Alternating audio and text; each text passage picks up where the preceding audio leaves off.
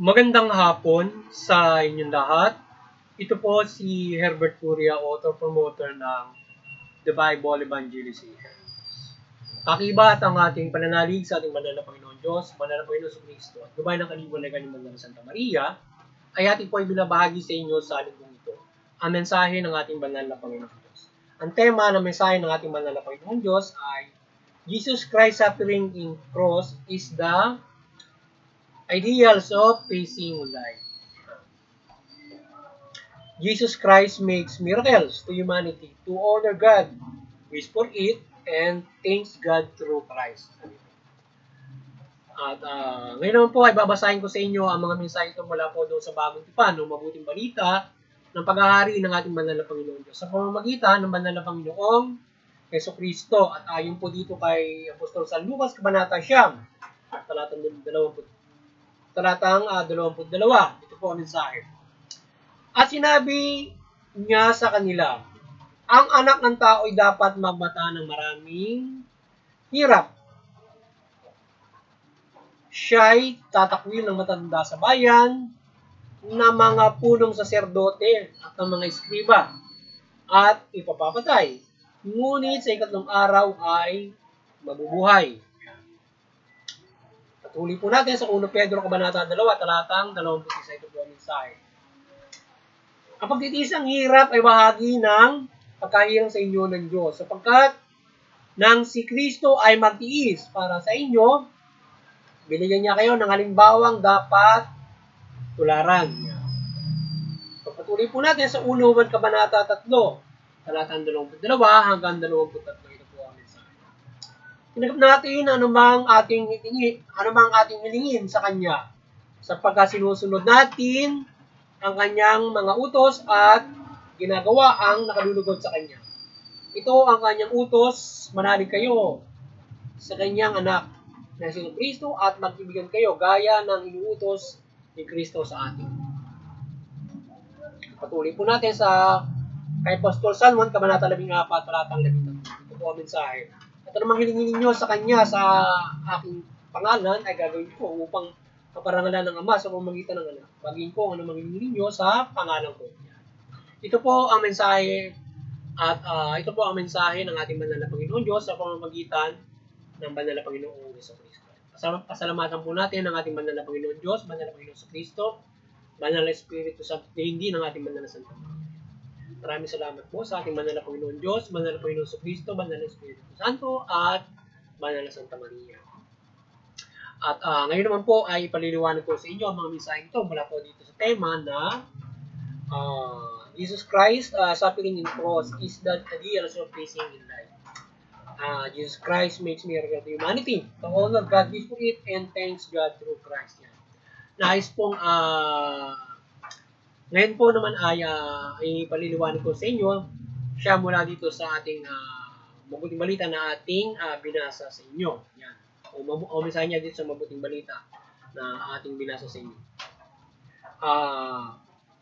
Ngayon po ay sinasabi ng ating banal na Panginoon Diyos dito na tayo ay kanyang ginagabayan at binigyan tayo ng ehemplo sa pamamagitan ng kanyang bugtong na anak na kahit na tayo ay dumanas ng hirap, ipapatay man tayo ay hindi mawawalan ng pananampalataya sa ating banal na Panginoon. Sa paggawa natin ng mabuti. Ano man ang ating gawin ng mabuti, dumating man yung punto na kayo ay gustong patayin, gusto kayong ipapatay, kayo ay pahirapan, anumang uri ng mga kahirapan na dinaranas natin, huwag tayong mawawala ng pananampalataya sa ating banal na Panginoon Diyos, huwag tayong mawawala ng pag-asa. O tayo man ay nagdaranas, o tayo ay nagkakasakit, huwag tayong mawawala ng pag-asa, patuloy tayong manampalataya at hindi niya tayo pababayaan. Kagaya ng banal na Panginoon sa Kristo ay tayo dapat ay mayroong ganong katibay na tayo. Abuti ba natin yung ganong mga bagay? Kayo man, hindi tayo tuluyang mamamatay kapag tayo mabubuhayin at nagbigay ang Diyos ng takda na tayo ay makakasama niya sa buhay na walagan kung tayo ay magiging matatanawan. Ngayon man ay pinangako rin ng Panginoon sa Kristo, hindi niya tayo pababayaan. Tayo patuloy niya iligtas magkakaroon tayo ng maganda na mga anak o mato sa ating pananampalataya sa Panginoon Diyos mula Panginoon sa Kristo. At ideally, tayo man ay dumanas na kagaya ng Panginoon sa Kristo, tayo man ay ganun kahirap, ang dadanasin to do the good, o isabuhay natin ng mabuting balita, pagsunod sa Panginoon Diyos, hindi tayo mawawala ng pag-asa, hindi tayo mawawala sa paggawa ng mundo. Dapat ganoon tayo katibay sa paggawa ng mundo. Sa gayon, kung everybody is good, hindi tayo natutukso sa paggawa ng masama, di ba? Tutuksoin ka ng demonyo, or ikaw ay natutukso na gumawa ka ng demonyo just because sa material things, no? Hihingi ng katawan mo, every materiality ay napipigil mo yan sa iyong sarili just because of the guidance of God for us. Sa ating pananampalataya, nagabayan na tayo na yung ating pagkakatukso sa mga bagay, pagkakatukso sa mga bagay ay mapipigil natin unang-una yung mga sarili natin para tayo baligtasan ng manuri ng mga masamang ating hangarin sa buhay niya. The mind, heart, na tayo naiiwasan natin. Para matuntunin ng mga katawan na hinihingi ng katawan mo ay mapipigil mo because of the guidance of God through us, through Christ yan. Pigil natin lahat yan. Kaya tayo ay sa buhay natin nalubos yung mabuting balita at ating alalahanin yung hirap na dinaanan ng Panginoon sa Kristo na ganun tayo dapat katapat in facing life. So that's the ideal. At tayo man ay ganun ang gagawin, hindi tayo mawawala ng pag-asa in doing good, in abiding God. Kaya yung halimbawa yung pamahalaan ay madali natin masunod. Ano man ang gawin sa atin, hindi tayo gagawa ng masama in abiding the government. Di ba? So kaya in abiding God ay napakasanto ng ating Panginoon Diyos para tayo ay hindi gumawa ng anumang uri ng kasamaan, lalo na yun lang paglabag sa batas ng ating mga. Kaya lang marami yung hindi nananampalataya, marami yung ibang pananampalataya na at ang ibang nananampalataya ay naging mahiya. They're being weak in abiding the government and abiding God. So, they make mistakes. Di ba kung sana kung ang pagkakamali mo, ang mabigat ay kung lumalabag ka sa batas. Mabigat yung pagkakasala mo na nagpo-cause sa kapwa-tao mo ng sobrang suffering na kagaya ginawa ni Jesus Christ. Sobrang naabuso siya, pinatay siya ng magitan nung tayo ay papanapalatayain sa Panginoon. Kaya iwasan natin na tayo ay magkasala, lalo rin mabigat na magdudulot ka ng suffering sa kapwa-tao. Ngayon, kung tayo ay may iwasan natin yun, so somebody will not suffer. Tayo ay makumuhay na maayos. Kung hindi man sa tao nang galing yan, sa sakuna, gawa ng demonyo, pinag-mangyo niya, gano'n, or whatsoever, tayo ay magiging matatag doon sa ating pananampalataya sa Panginoon Diyos. Yan. Tayo pwedeng humiling ng panghihimala ng ating banal na Panginoon Diyos para tayo iligtas, halimbawa sa mga sakuna, alam mo uri ng aksidente, kapahamak, ang sakit, tayo pwedeng humiling sa Kanya ng mga pagpapala ng ating banal na Panginoon Diyos. Yan. Iba't ibang mga bagay na ating may hiling sa ating Panginoon Diyos mula Panginoon sa Kristo. Kapag hiling tayo sa Panginoon Diyos sa pangalan at sa pamamagitan ng Panginoon sa Kristo. At gagawin niya yun para sa atin, para sa karangalan ng ating banal na Panginoon Diyos. Tinalaga siya para yung mga pagpapala ibibigay mo sa atin. Kaya tayo magkaroon ng matibay na pananampalataya at alalahan natin yung tibay na pinagdaanan. Kung hindi tayo dapat matibay. Kaya kung maging matibay tayo sa mabuti, akibat natin yung kahilingan natin na gusto natin tayo ay halimbawa, gusto nating umunlad yung ating negosyo, so tayo ay maigting na ito ay pinauunlad. With faith in God at ito ay ipagkakaloob sa atin ng ating banal na Panginoon Diyos. Yeah. Or marami pang mga iba, tayo ay nalalagay sa alanganin, tayo ay pinaghahangaran ng buhay, tayo po protektahan, nililigtas tayo ng ating Panginoon. Kasi sabi nga niya, bibigyan tayo ng magana pasaan sa buhay na ito kung tayo ay lalapit sa Panginoon sa Kristo. At pag lahat naman tayo sa nabubuhay sa mundo nito, ay tayo ay may nararanasan na mga kapigatian, may nararanasan tayo na mga iba't ibang mga challenges like for every person. Kahit mayaman ka pa, so marami ay pasabihin natin, sobrang dami ng kayamanan nila, they also facing challenges in life, not just personal, sakit, or whatsoever. So, sa pakikasalamuha, sila doon sa kanilang sosyalidad, nagkakaroon din sila ng pamilya. Also, sa lahat ng antas ng lipunan, classes of society, mahirap, mayaman, ano. Kaya kapag ka ikaw ay, kapag ka, kagaya halimbawa dito sa bansa natin, kung ikaw ay mayaman, nagsakim ka, nag-oppress ka, marami ka sa suffer. So, ano nangyari? Nagkakaroon ng kriminalidad, nagkakaroon ng rebellion. Just because marami kutog, marami nagigita. So, they will face that suffering kahit pa sabihin mo, ang dami gumawa ka ng isang mahusay na yung gobyerno mo nagagamit mo to protect you. But, still you are in threats kung maraming naglipa ng mga kriminal, nagripa ng mga terrorismo just because of your self-vested interests kapag gano'n. So, kaya dapat tayong lahat mamumuhay ng maayos. Ayon sa Panginoon Diyos, huwag natin sakinin na marating natin, hindi ka, halimbawa, napakatiwala ka ng mga bagay just because binabahagi mo ng mga ibabahagi mo, hindi ka nga, ayon sa karapatan na halimbawa. Kaya kung hindi mo ginagawa yun, nagsarili ka, marami nagsarili, marami yung magsasagad din. Because, halimbawa, may isang ekaryang lupa, sinarili mo, yung iba, paano mangyayari siya, di ba?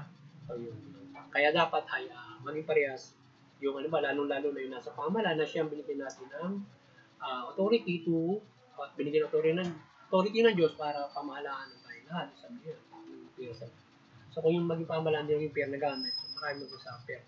Kung nandun yung pagtukso ng paggawa ng imabuti or even a sinful person. Nakapagpayaman ka, nagagamit mo yung gobyerno. Sige na yung malalaking pagkakasala, makes but everybody suffers. Ngayon, pag tayo nag-suffer through that, is tayo at patuloy tayo makibaka sa pamumuhay na gumawa ng mabuti. Masunod pa rin natin yung pamahalaan at hanggang sa magkaroon tayo ng magandang pamahalaan at tayo ay yung salita ng Panginoon Diyos ay tuluyan na itong masunod ng lahat at tayo ay magkaisa sa isang mabuting pamumuhay from the mula dyan sa gabay ng Panginoon Diyos na tayo ay pananampalataya and it and is the voice of God for everybody else be good. Yan. Na tayo ay na kung papakinggan natin with faith ay talagang tayo ay magkakaroon ng magandang buhay. Pakinggan mo man yan ng as is guidance of good ay gaganda ang ating pamumuhay even without nananampalataya ka pero as guidance of good napakabuti na ating magagawa. At tayo ay bumuti ang ating pamumuhay sa umagitan ng mga kapayapaan, pagkakaisa, pagtutulungan, etc. So, kaya tayo ay magabayan ng mabuting balita para we can face suffering, we can face anything kagaya ng Panginoon sa Kristo. So, ganun tayo. At the same time, God will bless us kung natipis natin kapag gawa ng mabuti. At kumiling tayo sa Kanya at ipagkakagawin niya sa atin. Ang mahalaga lamang ay tayo ay may pananampalataya sa ating kahilingan at hindi tayo gumagawa ng masama. Kasi kung tayo gumagawa ng masama, humihiling tayo. So, maaaring hindi niya tayo pakinggan. So, you can, or you maybe, ikaw ay magsisisi muna bago ka humiling at tuloy ka na magbago. At kung hindi ka magsisisi, ay maaaring ikaw ay hindi pakinggan ng ating Panginoon Diyos sa mga blessings na gusto mo mangyari. Kumalik ang sakit mo, kumunlad ka, iligtas ka sa lahat ng uri ng kapahamakan, iligtas ka sa mga chismoso, halimbawa mga gano'n. Yan. So yun, at sana ay nagabay na naman kayo ng mabuting balita dito sa ating pagbabahagi sa The Bible Evangelizations at kayo magkaroon ng malaking pag-asa sa inyong kaligtasan spiritual sa ating pananampalataya sa Diyos mula sa ating Panginoon Kristo sa Kanyang hinihiyag, iniaral at mga ginawang halimbawa para maging matatag tayo sa pananampalataya sa Panginoon Diyos na nais ng ating banal na Panginoon. So, tayo ay pagkusan niya. So, mananampalataya tayo sa Panginoon Diyos. Ganun yan tayo dapat mananampalataya sa Panginoon Diyos sa ating paniniwalang Kristiyano na sa pamamagitan ng Panginoong Yesu Kristo, papailalim tayo sa Kanya. So, yun ang gusto ng Diyos na tayo ay pangharian ng Panginoon Kristo na ipailalim niya ang buong mundo sa Kanya para manampalataya tayo sa Panginoon Diyos at paghaharian ng Panginoon Diyos. So, ganun yung gusto ng Panginoon Diyos na proseso na mananampalataya natin sa pamamagitan ng Panginoong Yesu Kristo. Ganun tayo mananampalataya sa Kanya. Yung iba yung reliyon, iba nga lamang ang way na pananampalataya. Ano ba, yung iba ay through prophets, ganun, nananampalataya sa Panginoon Diyos. At yung iba may iba namang pinananampalatayahan. So, even though tayo ay magkaisa sa interfaith unity upang maunawaan natin ang bawat mga reliyon, instead na tayo ay nagbabatikusan, yung mga diskusyon ay nauwi sa hitwaan ng mga reliyon, nauwi sa karahasan at kawayan hanggang sa digmaan. Bakos ay kung nag-unawa sa interfaith unity, nakapagpuform tayo ng unity, kapayapaan, pagtutulungan, and encourage everyone to that at mabuting pamumuhay. From individual to family, community, country, and all over the world. Unite tayo for a better good living. Mga ganun mga bagay. So, at sana maliwanagan ang bawat mga reliyon at kayo magabayan sa ating pagkakaisa, sa ating mga pananiniwalaan na tayo mag-unawa. At doon sa CBCP and Vatican Church, patuloy kayo maliwanagan ng ating banal na Panginoon Diyos. Kayo ay maliwanagan kayo, Panginoon Diyos, Panginoon sa Kristo, Banal na Espiritu, at Banal na Santa Maria.